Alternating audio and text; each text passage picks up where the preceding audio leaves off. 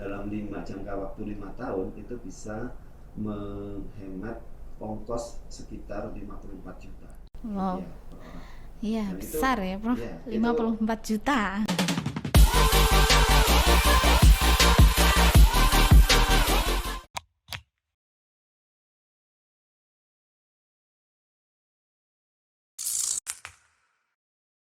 Assalamualaikum warahmatullahi wabarakatuh. Salam sehat selalu buat sahabat Sukandar dimanapun Anda berada. Kembali bersama kami di sini podcast Sukandar yang selalu menghadirkan topik-topik menarik dengan narasumber-narasumber terbaik. Dan kali ini kita kedatangan seorang narasumber arek Surabaya, seorang guru senior, seorang saintis dan seorang reader pada Division of Cardiovascular Science of Manchester University, Prof. Dulfaq Oseandi, MD, PhD. Alhamdulillah, selamat pagi Prof. Selamat pagi Dr. Irin, bagaimana kabarnya? Baik Prof, iya selamat datang kembali di Indonesia Prof. Terima kasih. Iya, bersyukur sekali ini pandemi sudah reda, Prof sudah bisa kembali hadir bersama kami di Indonesia untuk memberikan berbagai macam ilmu pengetahuan, berbagi berbagai macam pengalaman gitu ya Prof ya. Prof mungkin di awal bisa diceritakan sedikit Prof tentang perjalanan karir Prof, mulai dari Prof selesai di FKUA tahun 1996 gitu Prof. 96 ya. 96 sampai akhirnya sekarang menjadi seorang reader yang begitu sukses di Manchester. Monggo Prof, mungkin bisa diceritakan sedikit ke kami. Ya, terima kasih Mbak Irin. Jadi saya seperti yang tadi disebutkan, saya asli Surabaya ya, arek Surabaya. Saya sekolah di Surabaya sampai menyelesaikan studi di Fakultas Kedokteran Universitas Airlangga tahun 96. Pada saat itu saya memang sudah punya cita-cita untuk berkarir di bidang akademik.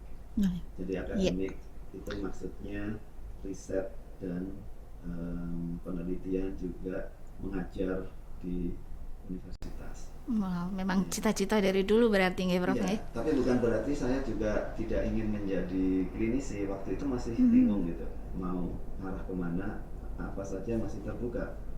Nah kemudian kebetulan pada saat itu ada lembaga biologi molekuler Eijkman yang di Jakarta. Kemudian saya iseng-iseng melamar untuk menjadi asisten peneliti. Kebetulan dipanggil gitu. Kemudian waktu itu ketemu dengan langsung direkturnya Profesor Sangkot Marsuki.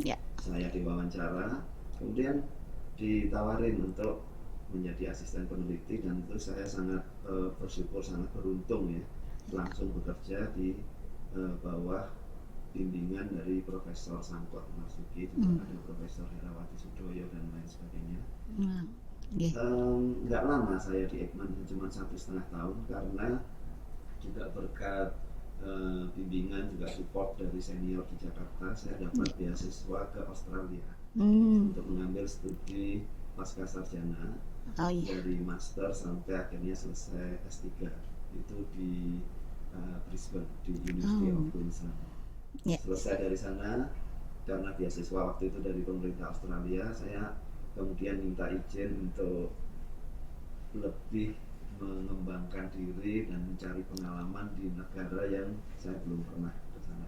Pengen juga saya lihat-lihat negara di Eropa atau Amerika. Jadi dari sana saya melamar pekerjaan dan ternyata yang dapat di Manchester. Jadilah saya di Manchester dari sejak level postdoctoral associate tahun 2002 itu sampai sekarang terus di sana sampai akhirnya menjadi staf akademik tetap di level reader sekarang di Inggris. Itu ceritanya. Level harapan ya Prof? Enggak sih, reader itu sebenarnya di sana setelah lektor kepala, senior lecturer itu kan lektor kepala itu sebelum jadi full profesor ada yang namanya reader. Jadi masih ada satu step lagi kalau bisa. Oh amin. Semoga segera ya Prof ya. Mudah-mudahan amin. Iya. Dan di Australia waktu ngambil magister dan doktoral di sana bertemu dengan ibu ya, Prof. Iya betul. Iya, sama-sama ngambil S3 di sana ya, Prof. Bukan, Oh, bukan. istri saya ngambil S2 waktu itu. Wah, Iya. ini Jadi saya ngambilnya S3 tapi dapatnya S2 dan S3. buy one get one free. Iya betul. Iya, iya, iya. Jadi kalau saya lihat ini Prof, diamatin jenengan ini, Prof ini hobinya kayak belajar dari perjalanan sekian, meneliti, belajar, meneliti, dan belajar meneliti terus begitu ya Prof ya, dengan dunia akademik yang ditekuni. Itu penelitian yang seperti apa Prof yang sekarang sedang dikembangkan di Manchester, Prof? Mungkin bisa. Iya. Ya. Jadi saya bidang ilmu saya itu sebenarnya ilmu kedokteran dasar, Ya. terutama yang berbasis molekuler. Wah, ini yang paling ditakutkan. Kok takut? Susah ya, Bro ya. Waktu ngambil S1, itu kayaknya sudah banyak yang parno dengan Sebenarnya biomolekuler. enggak, lebih gampang. Oh, gitu Karena ya, Bro. semua bisa dijelaskan dengan logika. Ya. Ya. Jadi kalau dulu mungkin kalau di kedokteran itu pertama pelajaran atau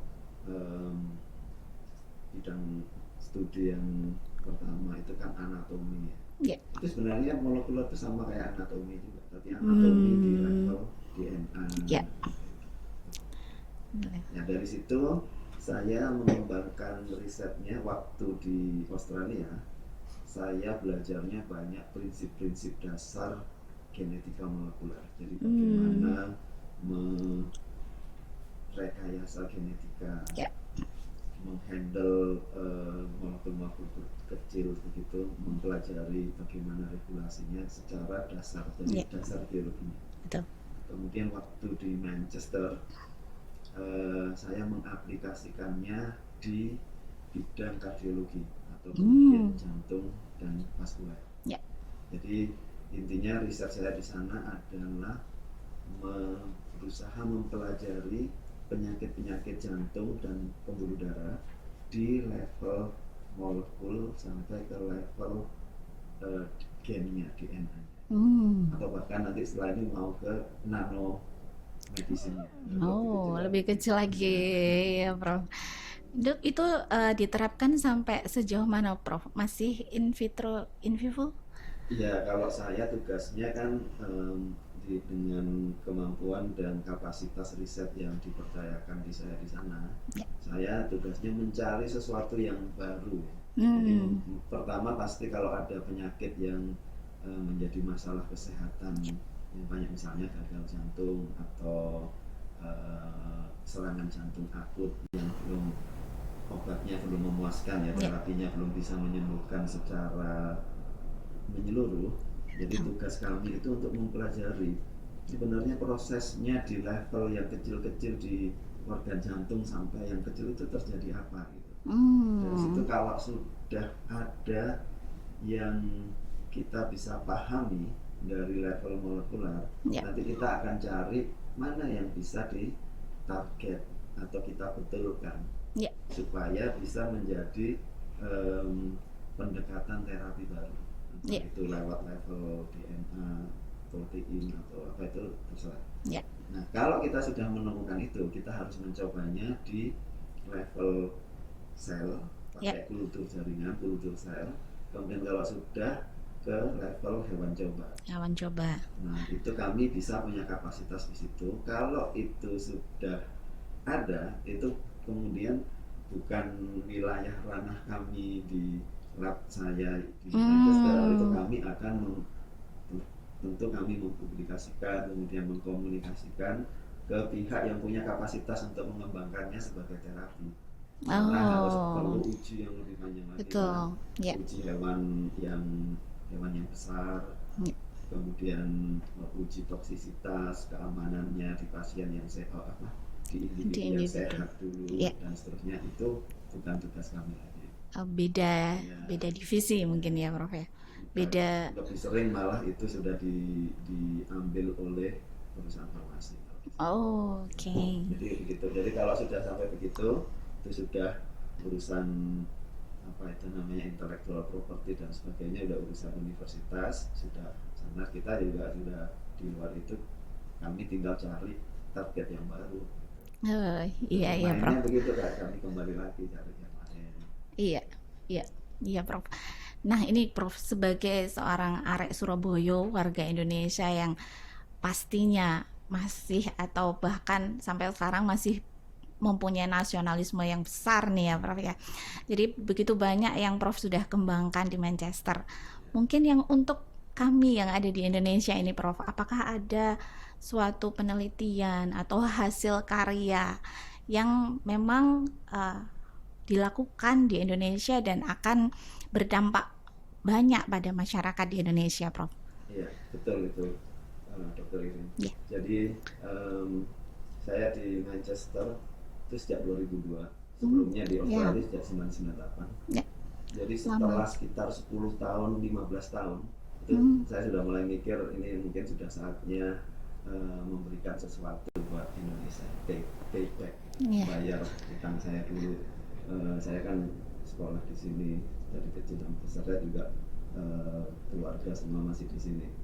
Nah, jadi tahun 2015-an itu saya mulai memikirkan membangun link kerjasama riset maupun pendidikan, dan kebetulan difasilitasi oleh banyak teman-teman dan kolega dan sebagainya. Jadi sejak itu saya mulai berkolaborasi dan mulai melakukan banyak kerjasama dengan beberapa institusi pendidikan di Indonesia. Yang pertama tentu Lembaga Ikman yang dulu saya kemudian setelah itu ada juga beberapa fakultas kedokteran termasuk UNER, amator saya, kemudian UB, Brawijaya, UGM dan UI juga. Di antara semua ini kita banyak program-program, termasuk diantaranya penelitian. Nah, ya. Beberapa penelitian itu memang macam-macam. Jadi saya memang lihat dulu di setiap tempat itu kapasitasnya seperti apa dan kira-kira pengembangan ke depannya yang paling potensial. Oh, jadi, berarti ada riset yang mendahului sebuah riset ya, Bro? Iya, seperti itu. Tapi itu juga tergantung, saya sih jalan aja. Jadi yang penting terbuka, open minded dan brainstorming dulu. Nanti jadi, dan dari sekian itu ada beberapa yang benar-benar berkembang bagus dan ada yang berkembangnya bagus sekali. Wow. Dari ekspektasi. Wah, iya. Luar biasa. Iya. Contohnya yang saya selalu bilang melebihi ekspektasi itu program riset Smart Health Cardiovascular yang di Kabupaten Malang. Wow. Apa itu, Prof? Smart Health System yang dikembangkan, Prof? Iya. Seperti apa, Prof? Jadi itu kerjasama dari kami dari University of Manchester, kemudian teman-teman di Brawijaya, dan juga ada teman-teman di Job Institute University of Sydney. Oh, jadi kolaborasi 3 negara ini, Prof, proyek besar. Sistem prinsipnya itu 2. Satu, menggunakan teknologi terkini di bidang IT untuk mempermudah deteksi dini, pengambilan keputusan untuk penyakit-penyakit tidak menular. Yang kedua adalah pemberdayaan kader kesehatan desa di Posyandu. Dengan 2 konsep ini kita gabungkan, kita mendapatkan satu hasil yang benar-benar luar biasa. Selama 5 tahun, itu dimulai tahun 2016. Jadi 2016. 6 tahun. Oh, berarti ini idenya sebenarnya lebih awal daripada digitalisasi yang begitu dibumingkan, yang akhir-akhir ini dibumingkan ya, Prof. Dan pemerintah kan juga menerapkan ada suatu Smart Hospital 4.0. Ya sebenarnya 2016 Prof sudah mengarah ke sana ya, Prof ya. Iya, tapi sebenarnya keunggulan dari Smart Health itu bukan di digitalnya. Jadi Oh, apps itu kan banyak, ini Smart Health ada appsnya juga. yep. Sekarang banyak Peduli Lindungi, terus ada e-puskesmas dan Ya. sebagainya. Tapi sebenarnya kekuatan Smart Health itu ada yang kedua. Oke, di mana itu, Prof? Mendaya gunakan kader Kader. posyandu atau kader kesehatan desa. Apa ya? Kader yang mungkin selama ini sudah ada, tapi Ya, secara fungsi belum optimal gitu ya, Prof ya. Oke. Monggo, Prof, coba diceritakan. diceritakan. Iya, coba Jadi gimana, Prof? sebelum kita terjun di desa-desa di daerah Malang itu, jadi kami bersama dengan pihak UB juga dengan dinas kesehatan setempat sudah menetapkan 8 desa untuk yang Oke. akan kami terjuni. Yep. 4 desa sebagai kontrol dan 4 desa sebagai desa intervensi. Oke. Sebelum kita mulai, kita survei dulu karena kita kardiovaskular, kita lihat risiko kardiovaskular. Jadi risiko dari penduduk di 4 desa ini untuk mendapatkan penyakit, untuk terkena penyakit jantung dan kardiovaskular termasuk stroke dalam 5 tahun ke depan. Oke, jadi mendeteksi faktor risikonya dulu, ya. Jadi kami melakukannya, memfokuskannya ke penduduk usia lebih dari 40 tahun ke atas. 40 tahun ke atas. Ya, Kenapa nih, Prof, memilih 40 tahun, Prof? karena memang risiko penyakit kardiovaskular itu akan meningkat tinggi sesudah umur 40. Tapi ini Oke. diperdebatkan lagi. Katanya sekarang 30 tahun Iya, sudah mulai naik. lebih turun Tapi lagi pada sekarang saat ini itu ya. textbooknya bilang 40 tahun. 40, oke. Kemudian itu ada sekitar 20.000 orang yang kami screen. Kemudian waktu itu kita ketemunya sekitar 30%, sepertiga dari 20.000 orang itu risikonya tinggi, risiko jantung tinggi. Jadi hitungannya dalam waktu 5 tahun ke depan ada kemungkinan mendapat serangan jantung atau stroke itu 20%. Itu hitungan statistiknya begitu. Oke. Nah, 30% penduduk berada pada high risk ya, Prof ya. jadi 6.000 atau 7.000-an gitu sekitar itu. Iya. Dari Oke. 8 desa. 8 desa. Kemudian kita dari 8 desa, 4 desa kita intervensi. Intervensinya bagaimana? Yaitu kita melakukan pelatihan kader posyandu atau kader kesehatan desa untuk mengenali risiko-risiko penyakit jantung. Dan kita bekali dengan apps. Apps-nya itu tujuannya sebenarnya untuk mempermudah dan untuk supaya datanya itu bisa tersinkronisasi, Oh, tersinkron. langsung bisa dilihat di server di UB maupun di dinas kesehatan. Oh, Jadi begitu kadernya itu mengunjungi Ya. pasien atau penduduk yang risiko tinggi tadi, dia masukkan data-datanya, Ya. itu langsung masuk melalui jaringan Iya.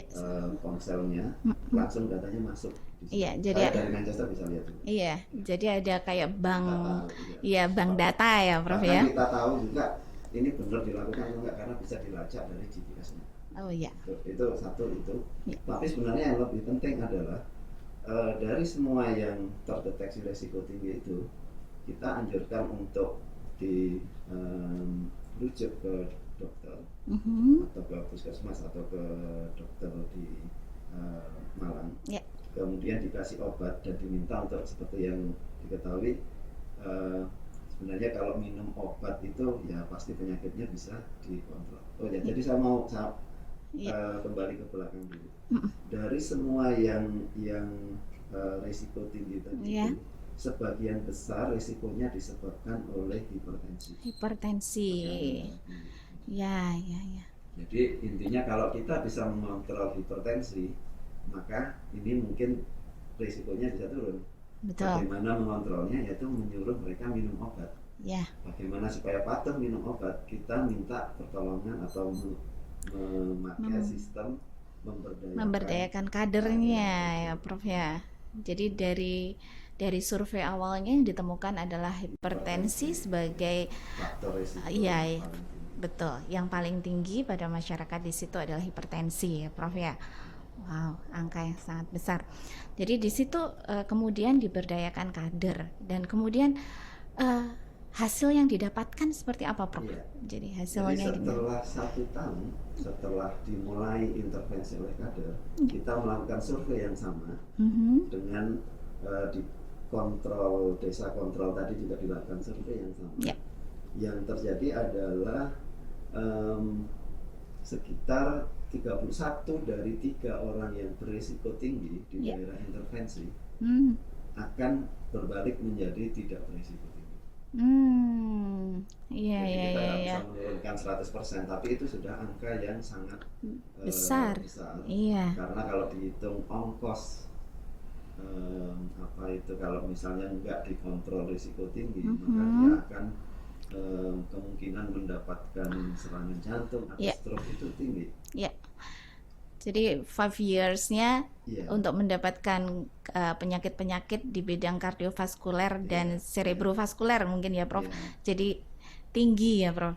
Tapi begitu dikontrol dengan intervensi dalam jangka waktu 1 tahun, Sepertiganya sudah tidak iya, berisiko lagi. sepertiganya tidak berisiko tinggi lagi ya, Prof ya. Jadi, wow, intinya secara cost benefit, Prof, ini tentu sangat sangat menjanjikan ya, Prof. Betul, Baik itu pada pembuat kebijakan maupun pada berbagai macam asuransi, khususnya BPJS yang sekarang memegang Betul. pembiayaan paling besar di Indonesia. Iya. Ini harapannya gimana, Prof? Untuk hasil yang didapatkan ini apakah bisa diadop untuk pembuat kebijakan dan Iya, juga iya. untuk perbaikan pada sistem asuransi, bagaimana, Prof? Saya kira begitu, saya yakin sekali karena kolega kami yang di Australia ada yang Ya. ahli health economic ya, yang menghitung cost atau harga yang harus ongkos-ongkos yang harus Ya. dibayar jika satu populasi itu mempunyai resiko penyakit tertentu, misalnya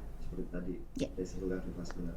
Jadi untuk kasus Smart Health ini mereka sudah melakukan hitungan, itu diperkirakan untuk 1 orang yang menjadi membaik risikonya, jadi dari yang risiko tinggi menjadi tidak berisiko lagi, itu dalam jangka waktu 5 tahun itu bisa menghemat ongkos sekitar 54 juta. Wow. Ya, per orang. Iya, Dan besar ya, Prof. ya, 54 juta. Itu kos uang bisa ya gitu, tapi yang juga lebih penting juga dipikirkan juga itu adalah kos yang di luar uang itu tadi. Coba bayangkan kalau ada orang yang masih usianya 45-50 tahun, usia produktif, dia ada tulang punggung keluarga, tiba-tiba kena stroke atau serangan jantung, masih ada anaknya yang kecil-kecil, bisa diselamatkan karena cuma dengan memberdayakan kader posyandu. Besar, itu lebih besar dari 54 juta yang tadi itu, karena keluarganya, anaknya masih bisa sekolah lagi atau gimana ya. Jadi itulah yang makanya saya bilang ini proyek yang buat saya melebihi ekspektasi saya. Bukan hanya riset, tapi kami juga merasa bahwa apa yang sudah terjadi di 4 desa tadi itu, paling tidak ada sekian ribu orang yang menjadi mungkin lebih baik tingkat kesehatannya. Iya, ada dampak positif yang langsung dirasakan oleh masyarakat. Iya, betul, Prof. Dan itu sebenarnya kalau ditarik secara general nantinya juga akan bisa bermanfaat untuk keseluruhan mungkin bagi bangsa Indonesia ya, Prof ya. Harapan kami begitu. Tapi kami juga bersyukur karena pemerintah Kabupaten Malang itu sangat support ini.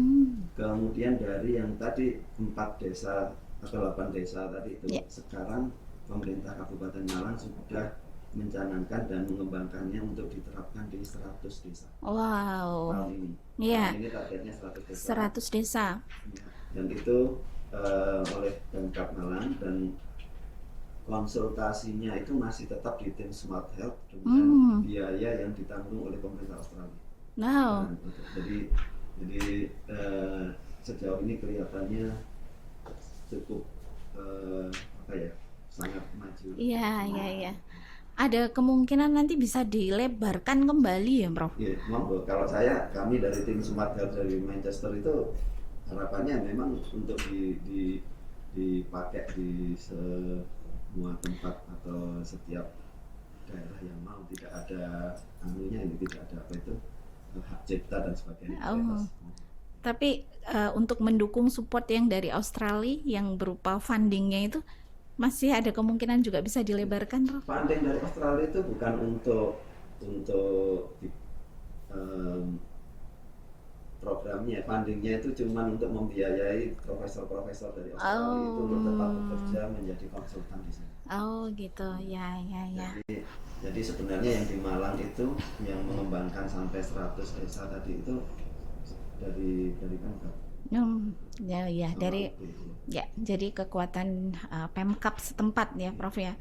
Ya, jadi sebenarnya Prof kalau boleh cerita sedikit itu di sini kami itu di awal 2021, Prof.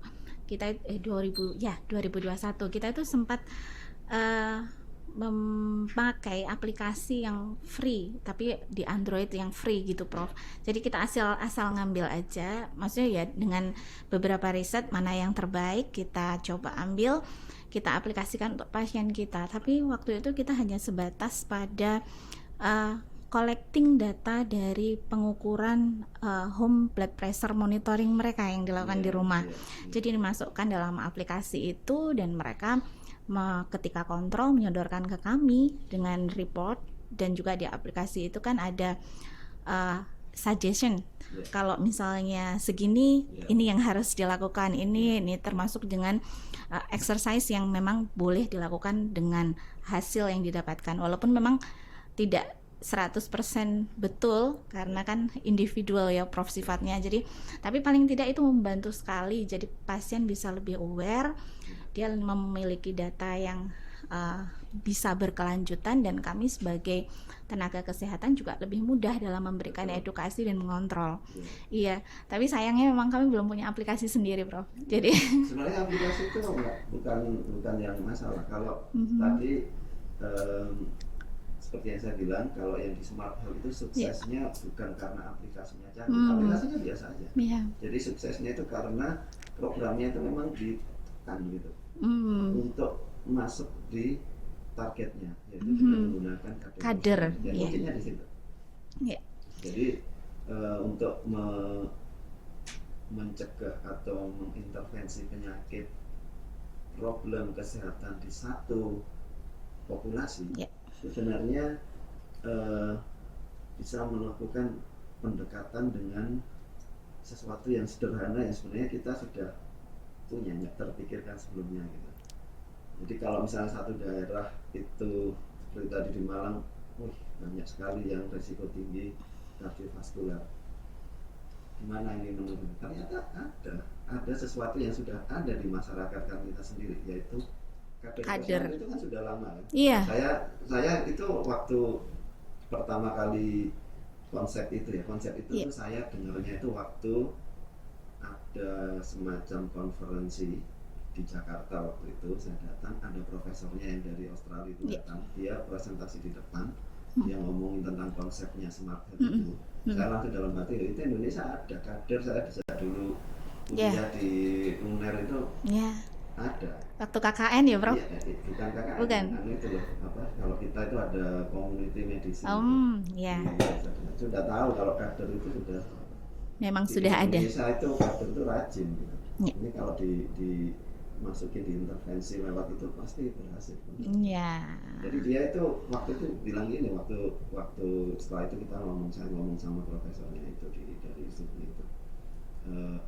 Dia bilang ini memang program unggulan kami, tapi kami coba di beberapa negara hasilnya kurang bagus.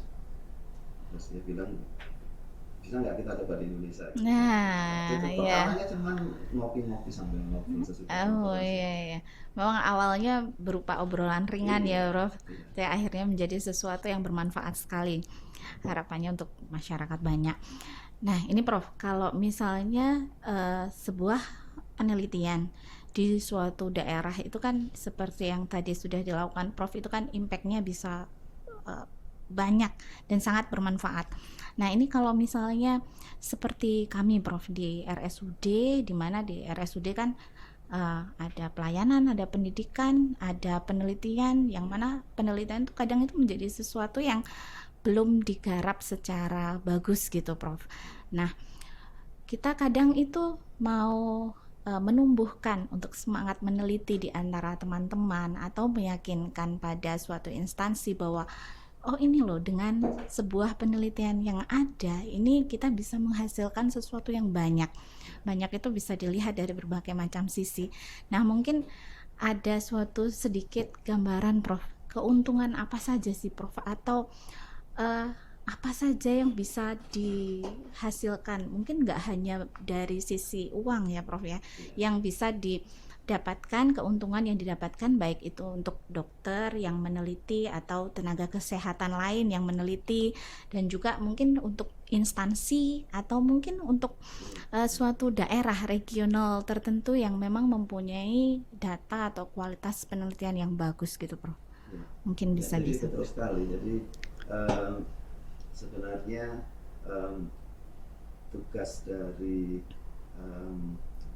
institusi kesehatan Ya, yang ada yang negeri ya, yang iya, plat merah yang iya, ada di wilayah tertentu, itu saya kira bagus sekali kalau bisa melakukan tidak hanya pelayanan yang kelas 1 iya, yang bagus, iya, tapi juga memberikan masukan itu melalui riset-risetnya, yang nggak perlu riset yang canggih-canggih iya, yang sangat pakai teknologi tinggi, tapi riset sederhana pun bisa, dan itu sangat bermakna dan berguna, minimal sebagai data yang bisa dipakai sebagai acuan oleh pihak pengambil keputusan, pembuat pembuat kebijakan keputusan publik ya Prof. di Iya, daerah itu, supaya bisa mengambil keputusan yang berbasis data, iya, bukan hanya keputusan yang tidak tahu dari mana dasarnya. iya, Misalnya obat-obat apa yang dibutuhkan, program-program apa yang harus digenjot di satu daerah iya, tertentu. Kalau misalnya saya beberapa kali dari Inggris itu juga sering dengar Kemenkes itu berapa tahun terakhir sebelum pandemi, iya, stunting ya yang paling iya, ramai. iya, Apa benar stunting itu di setiap daerah di Indonesia itu perlu digenjot stunting? Mungkin iya, iya, betul. Tapi juga kalau setiap daerah punya data sendiri, iya, mungkin programnya bisa lebih tepat tajam, sasaran iya, ya Prof ya, iya, sesuai sesuai dengan dengan data daerah. Nggak bisa kondisi. diketahui seluruh Indonesia sama misalnya. Ya, Nah, kemudian juga kalau tadi dibilang penelitian seperti apa, itu saya juga bisa ngambil contoh sederhana aja. Bisa berbasis di pelayanan di rumah sakitnya, atau juga di populasi di sekitarnya. Tadi yang smart health kami itu, jadi ya, 8 desa yang sudah pertama kali kami terjun itu kami jadikan cohort.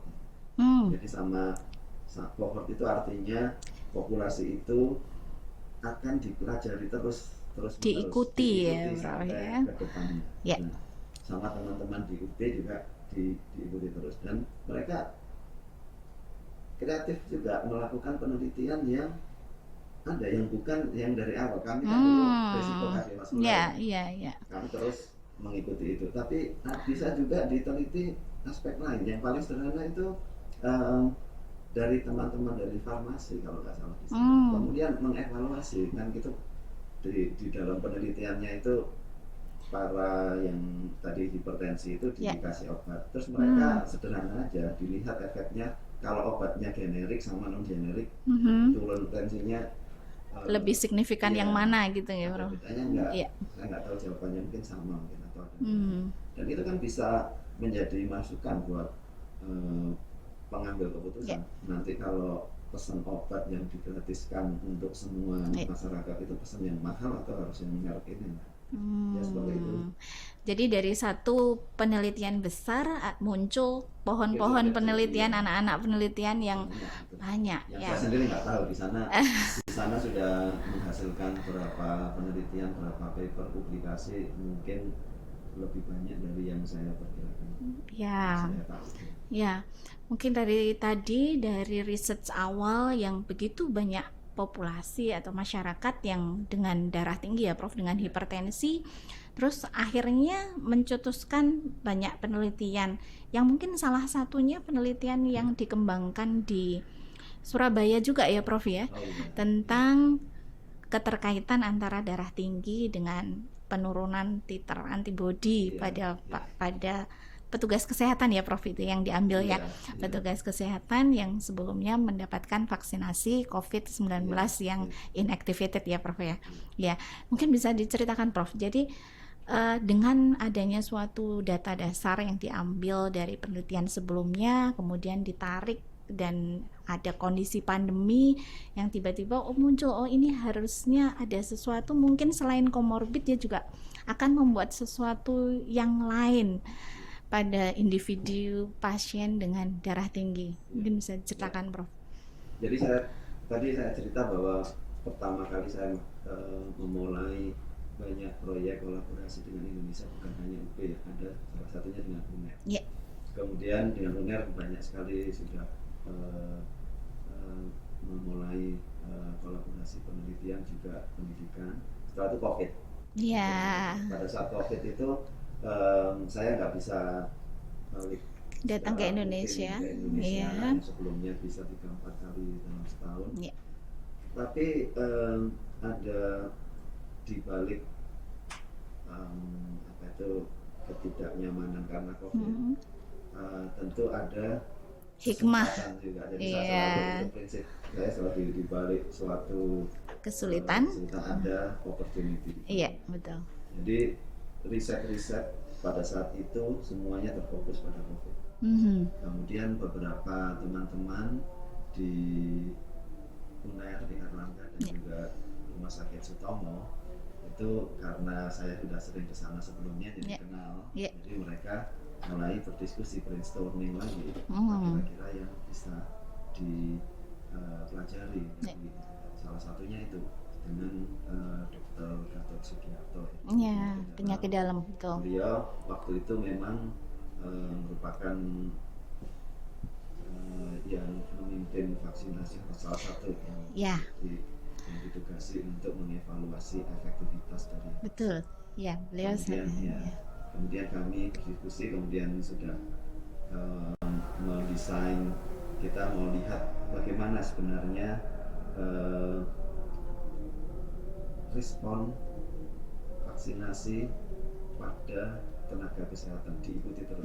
Seperti yang tadi kita ikuti terus. Sebenarnya awalnya kita nggak menghipotesiskan hipertensi ya, kita lihat semua faktor komorbid yang ada. Tapi yang keluar sekali lagi hipertensi ya, Prof. Jadi ada benang merah dengan yang betul. Di Smart Health Malang tadi itu. Iya. Di sini kita ketemunya semua tenaga kesehatan yang tensinya tinggi di atas 140/90 hipertensi, itu antibodi titernya sekitar seperempatnya yang tidak hipertensi. Jadi hanya tinggal seperempat ya Prof ya. Tidak titernya. Tapi kadang-kadang kita juga ada literatur ilmiah yang bilang sebenarnya titer antibodi itu tidak sepenuhnya menjadi penentu kekebalan kan.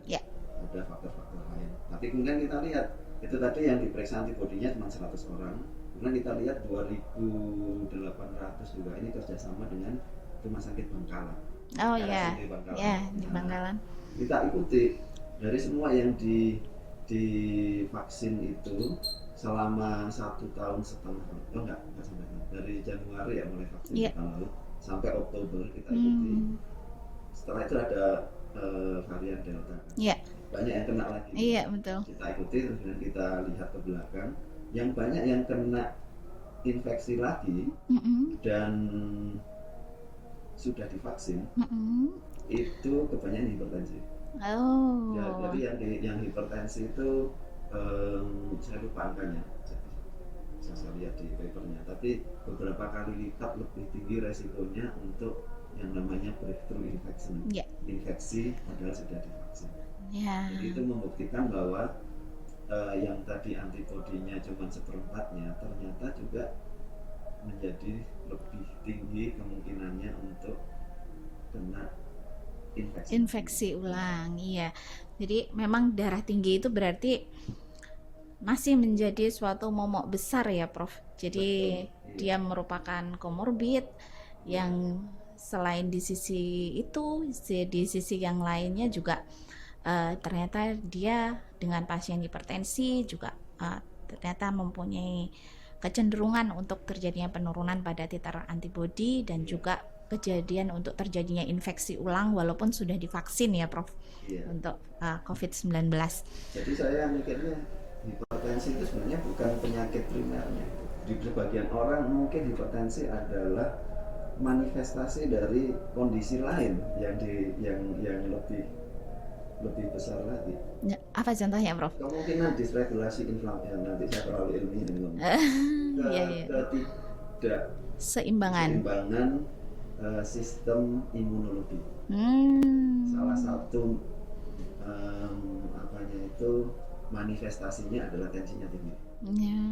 Jadi bukan karena tensinya tinggi dia imun responnya rendah, enggak. Iya, Dia justru sudah ada imunnya sudah nggak benar dulu, iya, baru salah satu manifestasinya tensinya tinggi. hipertensi. Ya. Iya. Itu lebih kecil lagi ya, Prof, kalau membicarakan itu ya, Oh Prof. ya, ini nanti PR-nya balik lagi ke Iya, betul. Iya. Oke, Prof. Jadi dengan adanya suatu tata kelola pada pasien dengan kardiovaskuler nih, Prof. Ini kan jangkauannya jadi luas, tata laksananya juga butuh suatu tata laksana yang komprehensif yang tentunya akan memakan biaya yang cukup besar ya Prof, besar sekali biayanya untuk tata laksana di bidang kardiovaskuler. Nah ini titik tangkapnya bergeser di prevensi dan juga di titik akhir kalau sudah advance dalam penyakit kardiovaskuler maupun cerebrovaskuler ini apa yang bisa dilakukan. Untuk yang prevensi Prof sudah mengembangkan tentang smart health system tadi ya.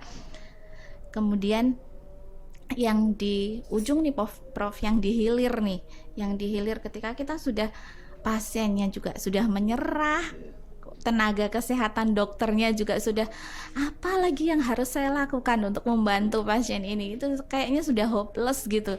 Mau dipasang alat-alat yang canggih untuk kami yang di daerah juga pasien itu belum bisa gitu. Jadi kita kira-kira Prof ada suatu titik cerah mungkin sedikit aja Prof, ada suatu pencerahan yang mungkin bisa memberikan suatu harapan untuk pasien-pasien yang berada dalam kondisi yang sudah end stage atau advanced cardiovascular event ini Prof. Ya. Jadi prinsipnya kan begini ya, kalau jantungnya sudah rusak nggak bisa dibetulin, Ya. ya diganti jantung baru kan. Iya. Ya logikanya begitu. Ada yang namanya transplantasi jantung tapi tekniknya cukup besar dan membutuhkan donor jantung yang tidak selalu ada. Jadi sekarang ide atau gagasan baru adalah apakah mungkin tidak perlu mengganti jantung sepenuhnya yang sudah rusak tadi, tapi mereparasi jantungnya ini dengan membangkitkan kemampuan jantung untuk sembuh menjadi sebelumnya. Iya, iya. Jadi prinsipnya itu kita belajar dari apa yang terjadi di hewan-hewan yang level rendah ya. Iya. Jadi hewan-hewan seperti ikan dan amfibi ya, seperti kadal gitu. Iya. Itu kalau jantungnya dipotong dia akan tumbuh lagi normal. Iya, iya. Kalau di hewan yang tinggi, mencit tikus itu sudah enggak, apalagi di manusia yang sudah kompleks.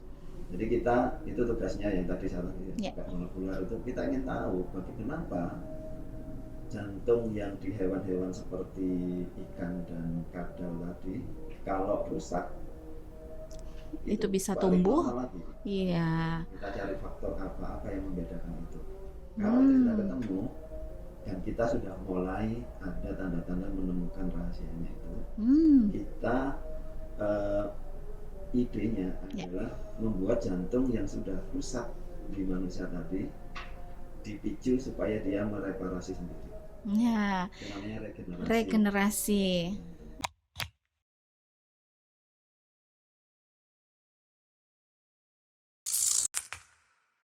Prof, kita sudah ini Prof, tadi sudah bicara tentang hal-hal yang serius dan sudah membicarakan tentang yang sifatnya itu membuat kita harus berpikir. Nah, ini Prof, ini saatnya kita ada yang namanya game jawab cepat, Prof.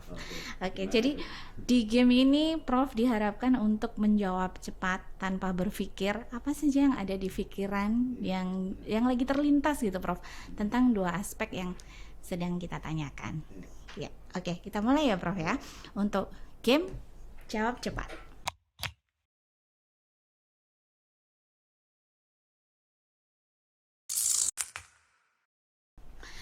Yang pertama, Prof. Manual book, e-book. Gitu. E-book, kenapa, Prof? Cepet langsung di type atau di mobile phone. Oh, lebih fleksibel gitu ya, Prof Di ya? mana-mana bisa. Bisa. Ada sesuatu yang diutarakan oleh seorang psikolog, Prof. Katanya Prof, kalau kita itu membaca dengan manual book atau kita menulis dengan handwriting, itu hasilnya itu ada 20-30% memori yang lebih melekat. Enggak ya, Bro? Yang di mana?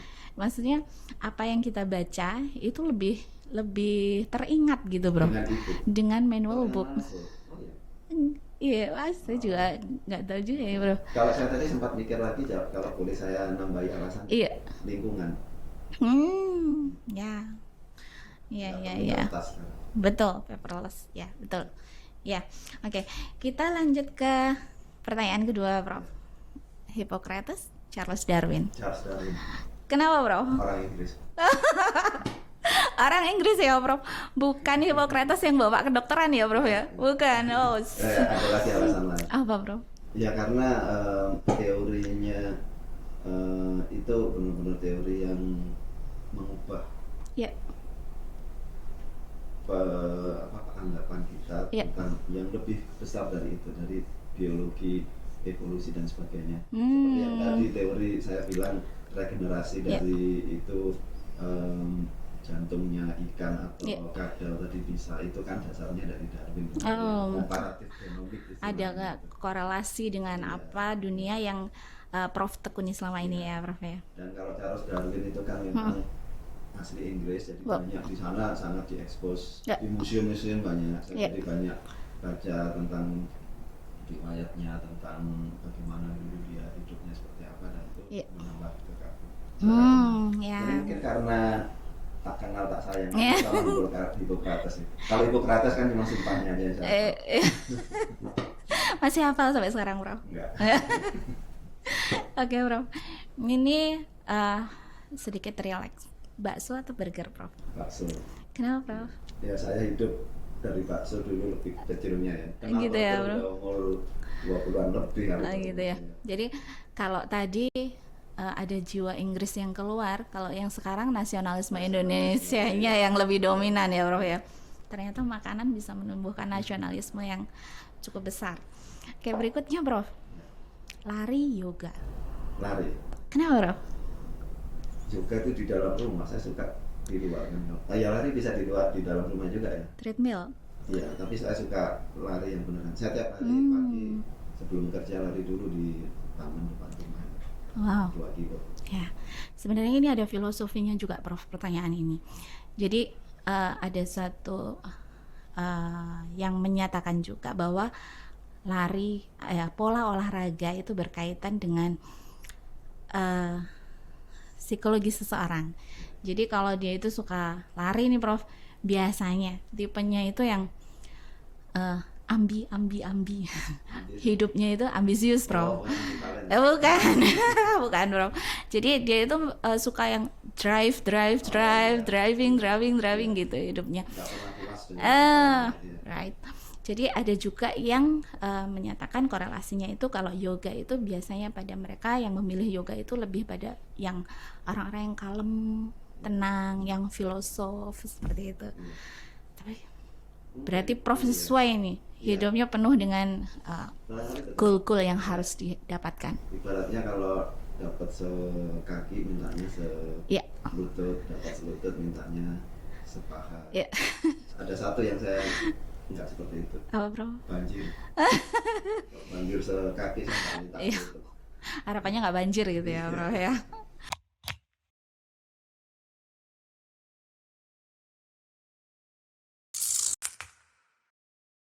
Oke, Prof. Jadi kita sudah di penghujung perbincangan kita, Prof. Jadi di akhir dari perbincangan kita, saya pengen meminta Prof untuk memberikan harapan ketika Prof 5 tahun mendatang datang kembali di RSUD Profesor Dr. Sukandar yang sekarang ini ya, Prof. Kira-kira apa, Prof, yang diharapkan 5 tahun mendatang kami ini harusnya di angan-angan seorang Prof Delfaq itu kami harusnya sudah menjadi seperti apa, Prof? Ya. Jadi waktu saya tadi nyampe ke sini, terakhir saya ke sini itu kalau nggak salah tahun 2017 ya. Ini gedung ini belum ada. Nah, ya, Ini belum. masih berantakan, di belakang itu ada pembangunan terus masih. Jadi waktu saya datang ke sini, bagus sekali ya sudah seperti ini. Jadi dari sisi infrastruktur gedungnya aja saya lihat sudah berkembang sangat bagus dalam waktu 5 tahun saya nggak ke sini. Oh. Dan asumsi saya pelayanan dan alat-alat fasilitas pasti juga lebih bagus. Saya yakin itu. Amin.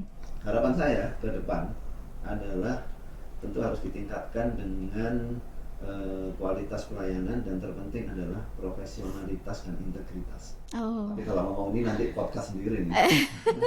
Jadi kalau saya ditanya ya, apa yang membedakan negara Inggris dan negara Indonesia dalam hal SDM? Apakah di sana memang lebih pintar-pintar, lebih maju? Itu jawabannya kalau dilihat dari potensi dan kemampuannya secara akademik, intelektual maupun keterampilannya nggak kalah. Yang membedakan di sana adalah profesionalitas dan integritas. Jadi itu yang harus ditingkatkan di sini. Betul, ya, Prof. Siapa tahu nanti bisa sekelas Manchester gitu ya, Prof. Pasti bisa. Pasti bisa. Yang dikejar itu. Profesionalisme dan integritas. Oke, ya. Prof Delfaq Osiandi, MSD kami mengucapkan terima kasih telah bersedia hadir di RSUD Profesor Dr. Sukandar dan memberikan banyak sekali ilmu, pencerahan, pengalaman, sharing ya, Prof. Terima kasih sekali, Prof. Semoga berikutnya atau tahun-tahun berikutnya ketika Prof hadir atau mengunjungi Indonesia kembali bisa mampir di RSUD Profesor Dr. Sukandar lagi. Terima kasih sudah diundang di sini. Ya, sama-sama, Prof. Demikian podcast kita hari ini bersama Prof Delfaq Osiandi, dan sampai ketemu pada podcast Sukandar selanjutnya. Jangan lupa Sobat Sukandar semua untuk like, subscribe, komen, dan sharing channel YouTube RSUD Profesor Dr. Sukandar, dan juga follow Instagram kami RSUD Profesor Dr. Sukandar. Kami bangga melayani Anda.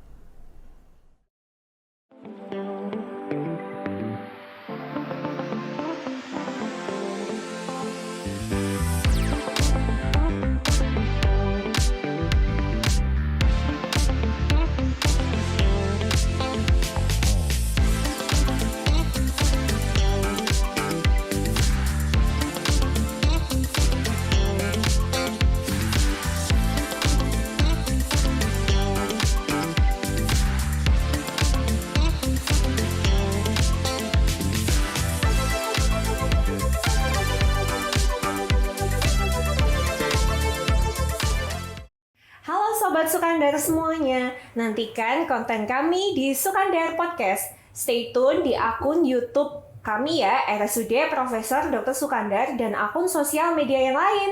Jangan lupa subscribe dan follow ya. See you!